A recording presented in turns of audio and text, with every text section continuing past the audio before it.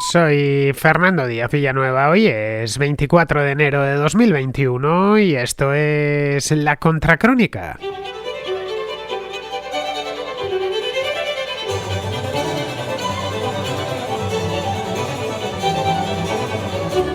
Bienvenidos a La Contrarréplica, el programa de los domingos, el programa de los contraescuchas. Y digo bien de los contraescuchas porque son ellos los que traen los temas de los que hablaremos a lo largo de la próxima media hora, que es lo que dura aproximadamente.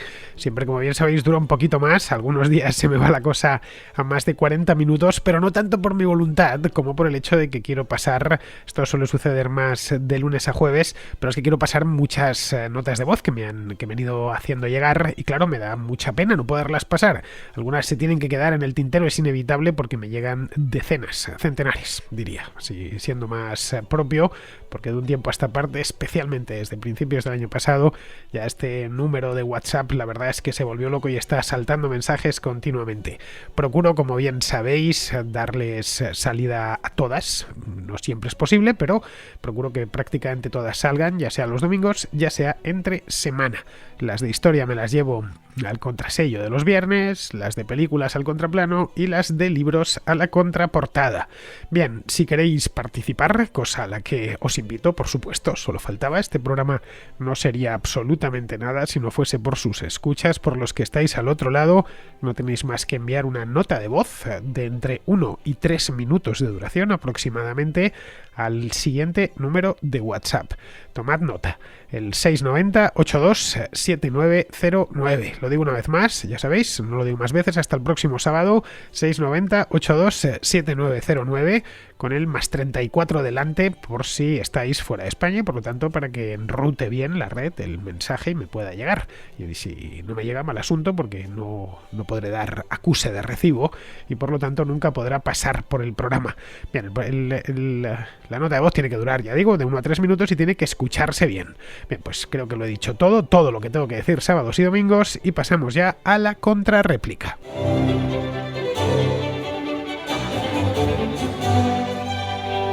Empezamos con Ricardo de Valencia, que tiene una propuesta, no sé cómo decirlo, una propuesta contrahistórica sobre las lenguas de España. Y bueno, lo primero quería felicitarte por el programa, ya que prácticamente a diario intento seguirlo y la verdad es que me entusiasma. Y en realidad te hacía este audio porque, si no recuerdo mal, en una de las contracrónicas, de las contrahistorias, hablaba sobre las lenguas de la península y me gustó bastante el enfoque que le dabas al programa, en el sentido en el que el castellano, a diferencia con lo que nos cuentan, por lo menos aquí en Valencia, aunque quizá una versión más descafeinada que sucede en otras partes de España, no se lo veía como un ente que intentaba invadir el dominio lingüístico de las diferentes comunidades, sino que, bueno, al fin y al cabo son los propios hablantes los que deciden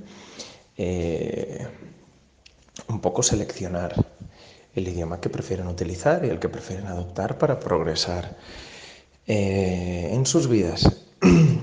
Entonces, yendo un poco al grano, me gustaría proponerte, si te parece bien o si te interesa el tema, y ya que yo estoy un poco estudiando esto debido a mi tesis doctoral, plantearnos o intentar colaborar contigo para intentar ampliar en una contrahistoria esto, en el sentido en el que, del mismo modo que, ahora no recuerdo la autora, pero hay un libro que se llama Imperiofobia y trata de desmentir un poco la leyenda negra en torno al Imperio Español y que no todo fue tan malo.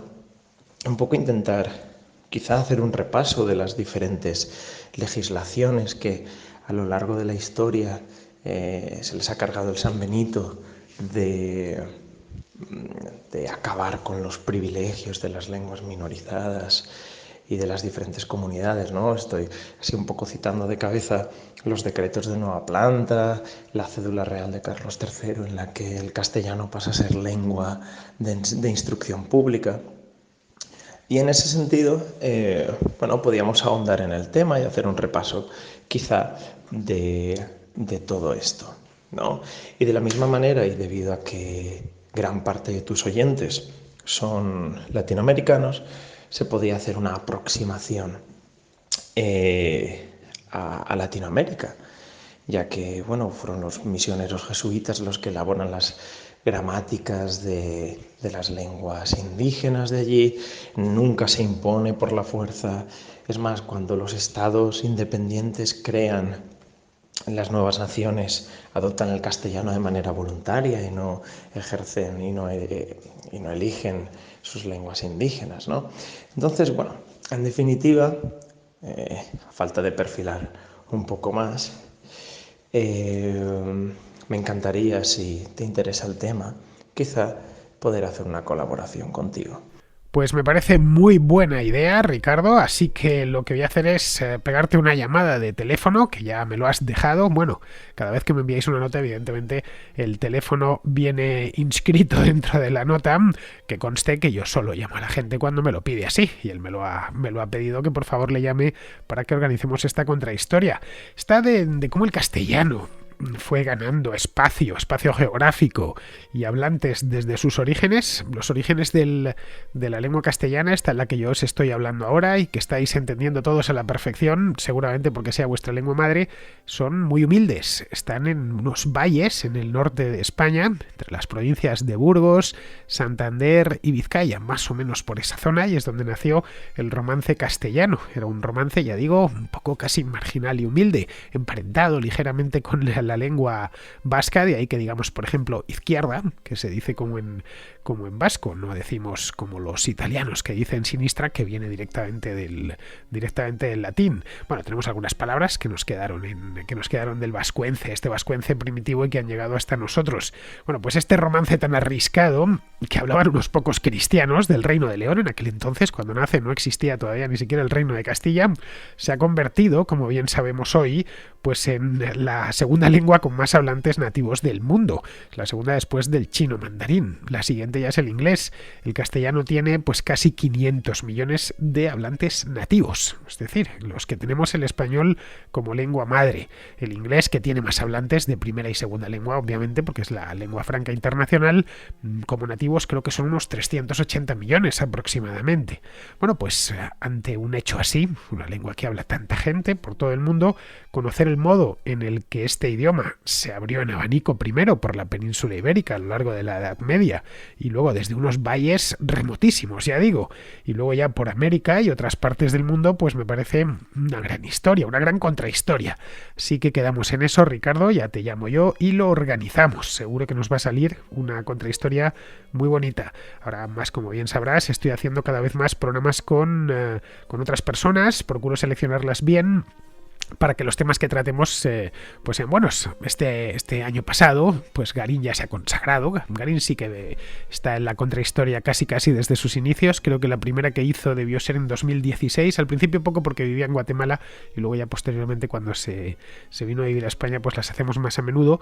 Y luego Andrea entró no mucho después. Empezamos a hacer creo que en 2018 por ahí y a raíz de la pandemia pues obviamente hemos hecho muchísimas y las que vendrán. Y aparte de eso pues he estado esta misma semana pasada. Hice con Thalía de México, otra contracrónica, a cuenta de la toma de posesión de Joe Biden y del final del trumpismo. En fin, que procuro meter gente, nuevas voces, que está muy bien. No necesariamente tienen que ser voces famosas, de hecho huyo de esas voces precisamente porque hay muchísimo talento por ahí disperso en internet. Bueno, a la vista está, de los temas que me traéis o de los propios comentarios que aparecen debajo de cada programa.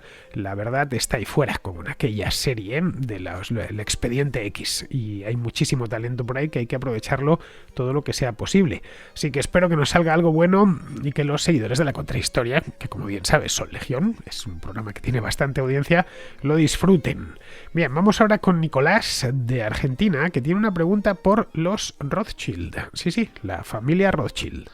¿Qué opinás de la familia Rothschild y de cualquier otro grupo de poder que por lo menos en las redes sociales son así señalados?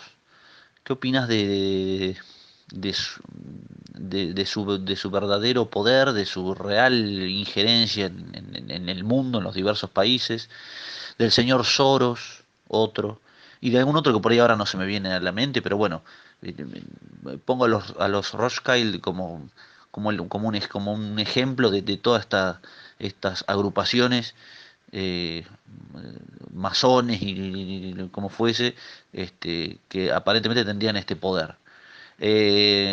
Como sabrás, en Argentina estamos, a ver, transitando un camino socialista, lógicamente de empobrecimiento, porque no tiene otro destino el socialismo.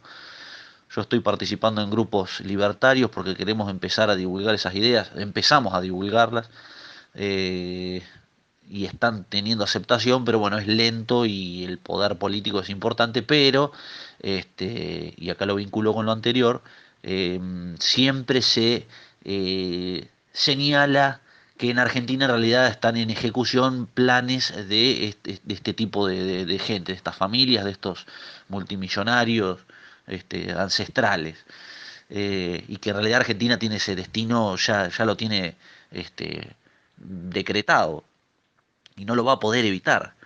Eh, Así que yo no sé si habrás hecho algún programa sobre el tema. Voy a buscar a ver si encuentro alguno. Si no, avísame y bueno, si podés pasar este audio y hablar sobre esta cuestión, sería muy bueno. Gracias. Gracias y felicitaciones. Y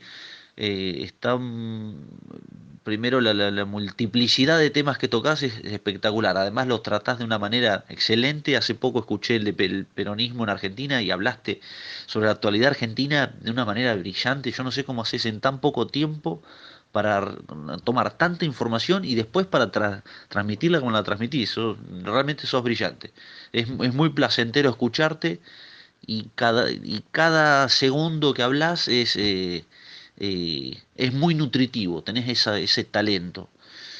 Así que bueno, un saludo grande desde Argentina. De Soros, Nicolás, ya he hablado en alguna ocasión, me lo han traído generalmente en la contrarréplica, he hablado aquí, quiero decir, que he hecho algún comentario por encima, y bueno, ya he dicho, no sé si lo habrás escuchado, pero sobre este hombre he dicho que a pesar de que le pintan como una especie de demonio, pues a ver, no es para tanto, no es que sea buena persona, que no lo es en absoluto, pero bueno, quizá él seguramente, ya lo he comentado, le gustaría de verdad influir todo lo que dicen que influye, pero vamos, no es así.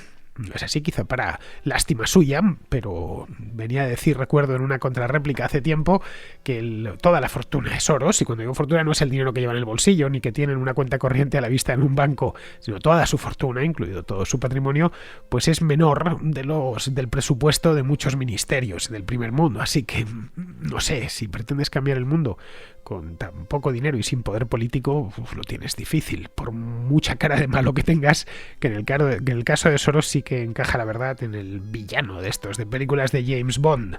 Bueno, esto respecto a Soros, ya si queréis buscar más, pues no tenéis más que ir a mi web y poner Soros y os aparecerán las veces que ha aparecido por la contrarréplica.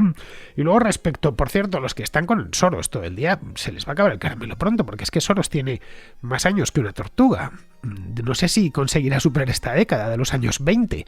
Tenía 90 años y, en fin, la ley de vida. No es que le desee nada malo, pero bueno, que en algún momento tendrá que doblar la servilleta y encaminarse al otro mundo. Así que los que estáis culpando a Soros de todos los males habidos y por haber, no sé qué va a pasar el día que no esté Soros, pues que se presume cercano, aunque sea solo por la edad que tiene. Tendrán que buscarse otro villano. Bien, respecto a los Rothschild, esto sí que tiene una historia mucho más interesante en todos los aspectos que la de Soros. Esta es una familia antigua, pues antigua, que tiene como 300 años de historia, bueno, muchos más si nos remontásemos a los Rothschild originales, pero como familia de banqueros.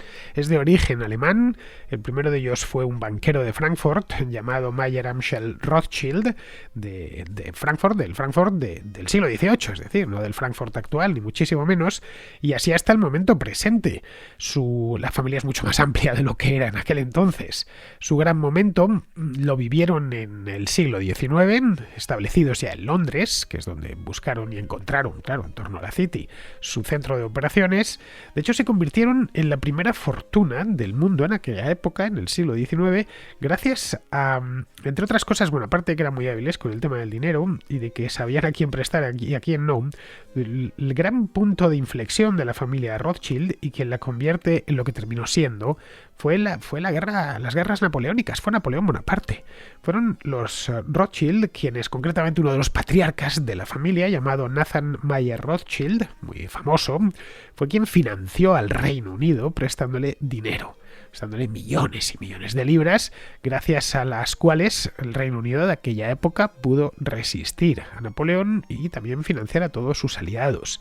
Vamos, esto es un debate que se traen los historiadores desde hace tiempo, pero sin ese dinero, Gran Bretaña hubiese tenido bastante más difícil ganar la partida a Napoleón en aquella época, a principios del siglo XIX.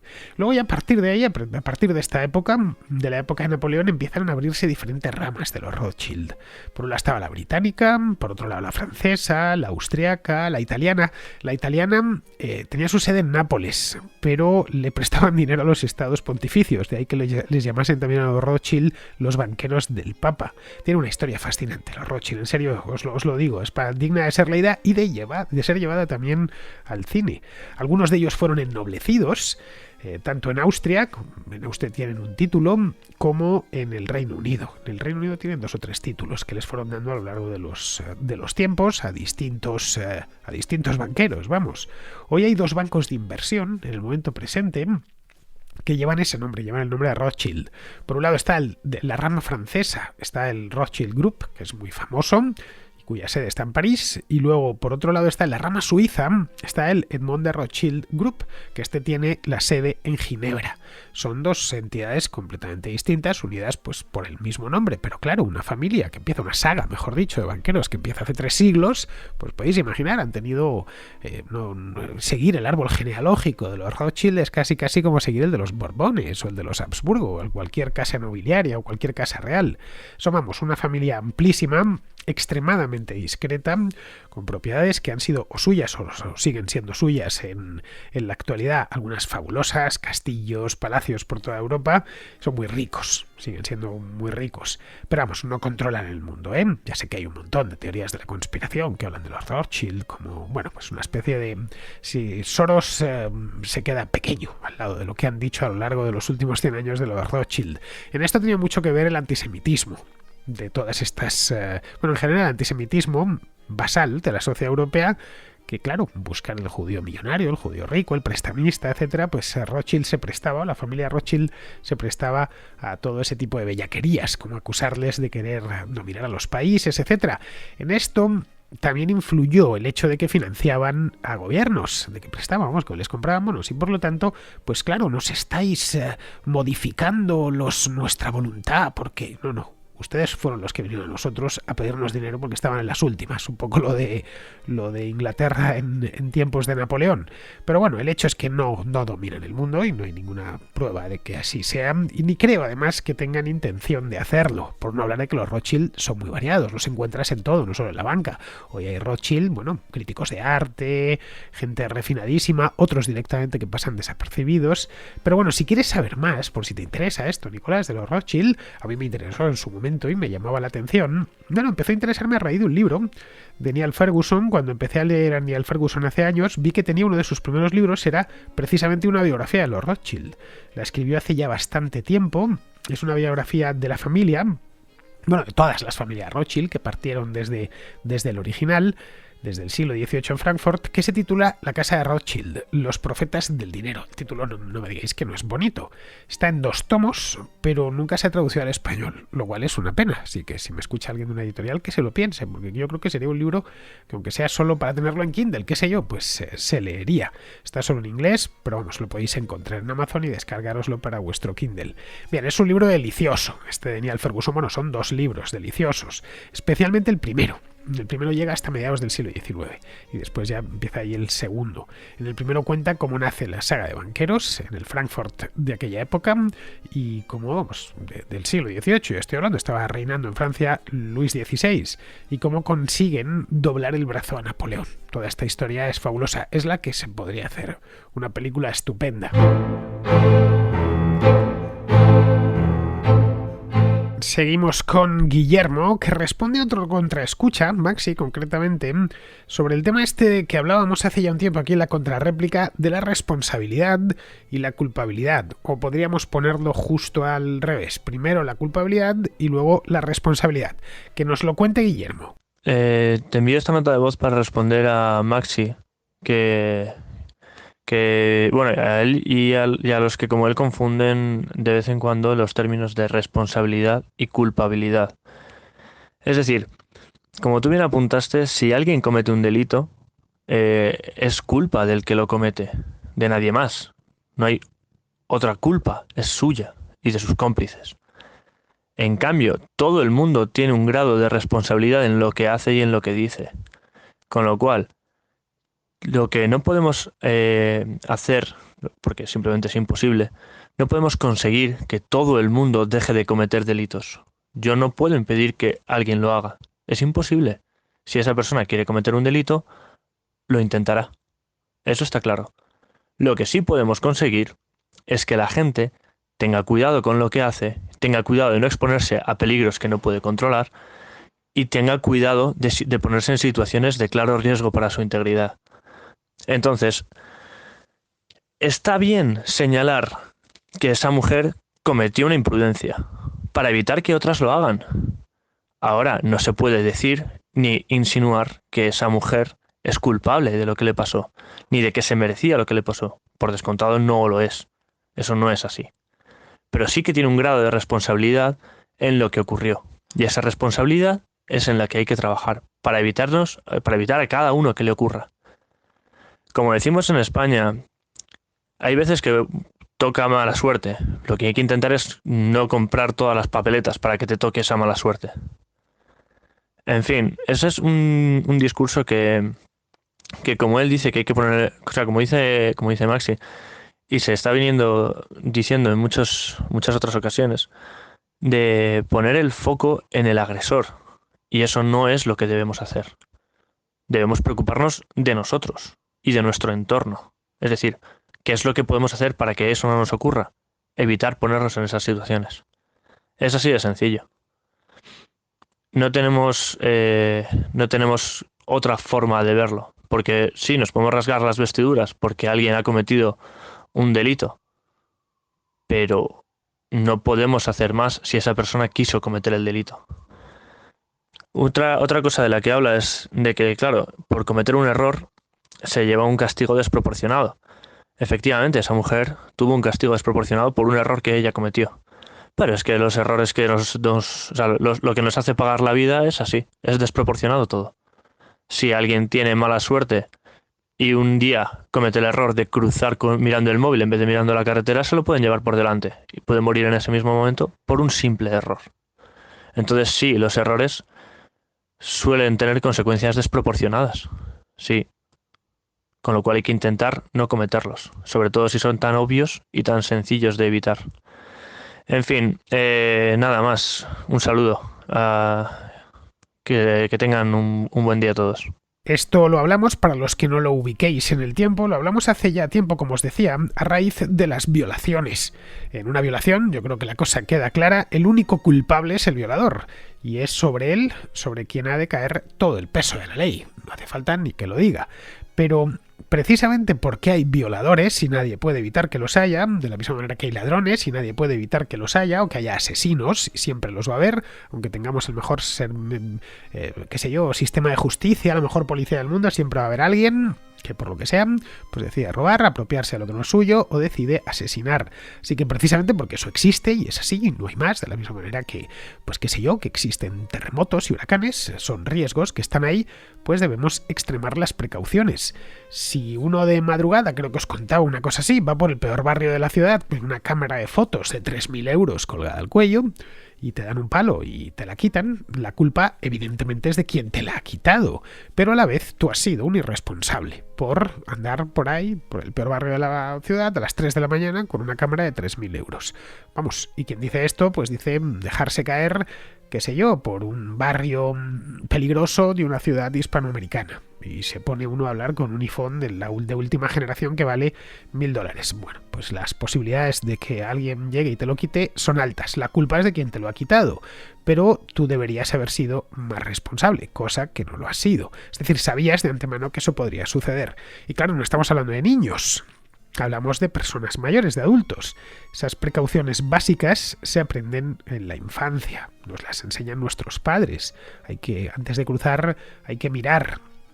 ¿Por qué? Porque algunos coches no miran y por lo tanto o los conductores van distraídos con otras cosas, por lo tanto, aunque él esté pendiente, tú también tienes que estarlo por si acaso sucede una desgracia. En el caso de un atropello, pues la desgracia puede ser que no se pueda revertir, es decir, que te maten cuando te han atropellado y entonces ya de nada sirve que luego pues tus familiares le denuncien. Pues podrán sacar una indemnización, pero nada más, no te podrán devolver a la vida. Así que hay que ser cuidadoso, hay que ser sensato a lo largo de nuestra vida. Ya digo, lo que nos enseña nuestra madre cuando somos pequeños, que no corramos riesgos innecesarios a lo largo de lo que nos quede de vida.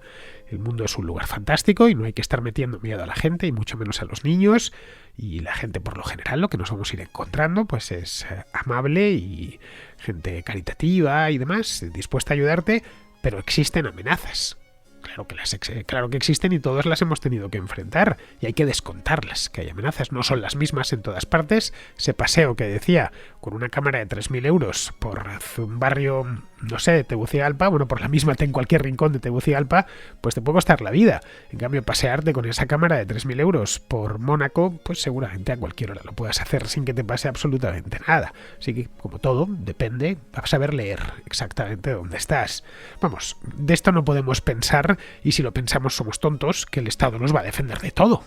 Eso es, es una presunción tan infantil y tan arriesgada que nos terminará pasando factura y nos la va a pasar de manera individual. Vamos, que aunque estemos convencidos de ello, de que el Estado nos va a defender de todo, pues no va a ser así. Nos vamos a encontrar de una manera u otra con la realidad de golpe, y las cosas de golpe duelen más. Así que, aunque no queda, vamos, ni la más mínima porcióncula de duda de que el criminal es un criminal y el culpable es él, por nuestra parte tenemos que hacer todo lo posible para no ser víctimas de un crimen. Bien, vamos ahora con John, que pregunta por Elian González. Los más jóvenes no sabréis ni quién es ese tipo. Hola, buenas, Fernando. Quería hacerte una pregunta a raíz de la historia esta de Greta Thunberg. He estado revisando un poco la historia de Elian González, el niñito balsero que su madre se lo intentó llevar a Estados Unidos para darle una vida de libertad, pero por desgracia pues la patera naufragó y bueno, pues como ya se sabe, la madre falleció en el camino y el niño quedó varado, lo encontraron unos pescadores y bueno, el resto de la historia ya la conocemos, que si han secuestrado al niño, que si hay que devolvérselo a Cuba porque el niño es de Cuba y tal. Las entrevistas que he estado viendo, este niño ahora ya es un adulto de 20 y tantos años que ha estado estudiando ingeniería industrial para el pueblo de Cuba, para devolverle el favor a Fidel Castro, para que esté orgulloso de él. Ahora quiere ser militar al parecer también. Si Elian González sería el prototipo, esta es la pregunta, si sería el prototipo de niño o persona socialista, comunista al 100%, o sea, lo que hubiese soñado Fidel Castro de todas las generaciones que han nacido después de la revolución, que hubiesen sido, o sea, fiel al régimen, a muerte, que matarían por el régimen, que solo viven para el régimen y que son capaces de olvidarse de lo que fue una madre que dio su vida para intentar hacer que conociese otra cosa aparte del régimen. Ahí está la pregunta. ¿Qué opinas tú de lo que es Elian González y de lo que lo han convertido? Bueno, John, como tienes la misma edad que yo, pues te acordarás perfectamente de la historia de Elian. Fue hace 20 años del Eliancito, que le llamaban, o el Balserito. Esto fue entre el año 1999 y el año 2000. Fueron muchos meses, desde finales del 99 hasta el 2000. Andábamos todos en aquel entonces viéndolo por la televisión y además hubo hasta debate. Recuerdo que en España la gente discutía. Los que estaban a favor de que volviese a Cuba y los que pensábamos que quizá mejor que se quedase con sus familiares en Estados Unidos, porque la vida que iba a tener no solo iba a ser mejor desde el punto de vista material, sino que además iba a ser un hombre libre. Pero bueno, ahora visto ya en retrospectiva, Elian González, la historia de Elian González es pues parecida a la de Pavlik Morozov, el soviético. Es de hecho el Pavlik Morozov de la Revolución Cubana, un niño que el régimen utilizó como aquellas aldeas Potemkin de la Unión Soviética que mostraban a los intelectuales y a los periodistas occidentales. Andaba la gente muriéndose de hambre, pero traían a 4 intelectuales franceses, 2 británicos y un alemán, y les metían en un pueblito que acababan de construir con figurantes. Estaban todos, eso sí, gordos, rollizos, con los carrillos morados, y decía, bueno, qué bien se vive en la Unión Soviética, qué maravilla. Bueno, lo que sepamos que estos regímenes siempre la propaganda se les ha dado muy bien, y Elian González fue un dispositivo propagandístico. En aquel momento, es decir, entre el 99 y el 2000, Fidel Castro se encontraba en horas bajas. Hoy, bueno, ya no se encuentra entre nosotros, pero en aquel entonces estaba ya mayor y en horas bajas tanto él como su revolución. Cuba estaba en la ruina, recién salida del periodo especial. Había ganado ya las elecciones Chávez, pero no había empezado el subsidio venezolano. Todavía no había entrado en marcha, entraría poco después. Y claro, había que reanimar la fe en la revolución. Tanto para los propios cubanos, porque esto se utilizó en clave interna, pero también en clave externa. Ya os digo, aquí en Madrid discutíamos sobre este tema de Elian González hace 20 años. Así que fue una manera que encontraron, no sé quién debió detectarlo, quizá el propio Fidel Castro en persona, de poner la revolución cubana, que estaba en su momento más crítico, de ponerla de nuevo de moda. Es decir, bueno, sí, es cierto que es mala, todos sabíamos que la gente salía en por ejemplo, la crisis de los balseros más gorda fue la del 94, estaba cercana en el tiempo, esta película se hicieron de aquello, y era una manera de sacar de esto, a poder hablar, que muchos pudiesen hablar de nuevo bien de Castro y de la Cuba socialista. En fin, esto todavía existe, es que no se ha acabado y han pasado 20 años, aunque no esté Fidel Castro ya. Bueno, está su hermano todavía, eso sí. Pero bueno, la historia de Elian González, cuya madre murió en el trayecto hacia Florida, le sirvió en bandeja esta historia, esta gran historia propagandística, que era fabulosa, y la apuraron por supuesto hasta el final, cuando consiguieron repatriar al niño después de infinidad de manifestaciones allí en La Habana y de agitar todo lo que pudieron. Pues claro, le trataron entre algodones, le sacaban por la televisión de la mano de Fidel Castro, podéis buscar las fotografías, ahí se le ve al niño con 7, con 8, con 9 años, con Fidel Castro al lado, acariciándole el pelo. Bueno, hasta acudía a sus cumpleaños, a sus fiestas de cumpleaños. Cuando se hizo mayor, pues la infancia no dura siempre, pues le metieron en las Juventudes Comunistas y luego le enviaron a la universidad, donde, según tengo entendido, se graduó como ingeniero.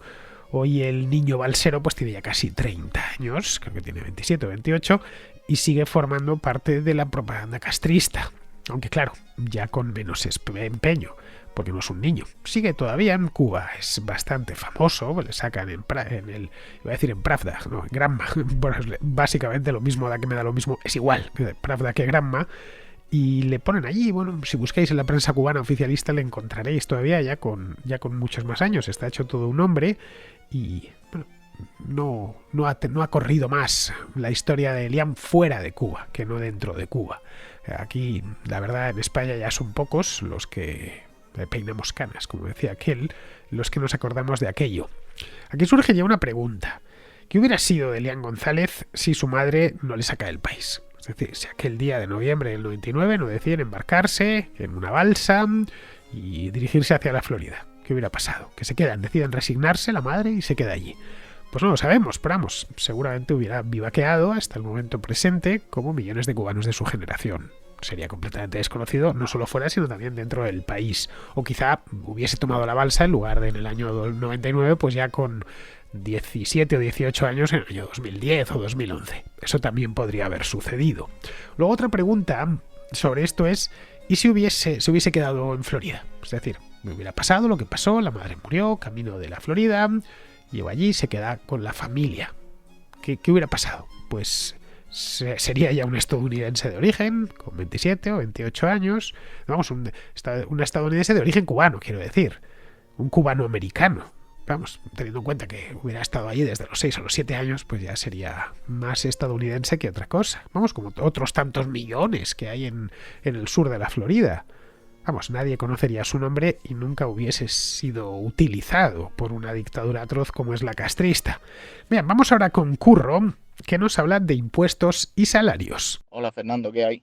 Estuve escuchando el último programa de la contrarréplica en el que un oyente te hacía una sugerencia en la que a él y a ti también os parecía bien que cada trabajador cobrase su salario bruto y a final de mes la Seguridad Social le hiciese un cargo a cuenta. Y bueno, y así se supone que todo el mundo vería con más claridad los impuestos que paga y seguramente así la gente se rebelaría un poco contra contra el expolio fiscal que sufrimos y tal. Vale, eso me parece solamente una verdad a medias, porque en ese caso también cuando esa misma gente fuese a un hospital público o a pagar la tasa de una universidad, a pagar la matrícula o lo que sea, deberían igual de pasarle la factura también de lo que pagaría en un hospital o una universidad privada. Que también es cierto que lo está pagando indirectamente vía impuestos, pero incluso así, igual más de uno se echaba las manos a la cabeza viendo facturas del hospital de 7.000 euros o de la universidad por la matrícula al empezar cada año.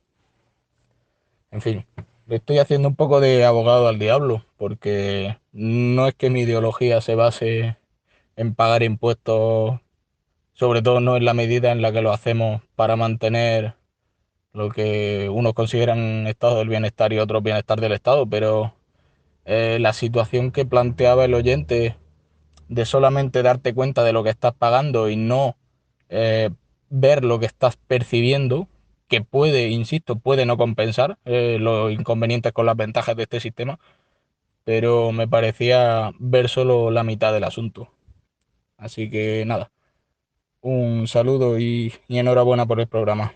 Pero es que, Curro, a ver, el gobierno no solo se financia reteniéndonos dinero de la nómina, también pagamos infinidad de tasas e impuestos al consumo. Pero bueno, el Estado se financia de mil maneras, no solo de las retenciones. Lo que comentaba que le escucha, y que yo suscribo, es que el salario se abone en bruto, que el Estado no se vea privado de ni un euro de lo que nos quita actualmente.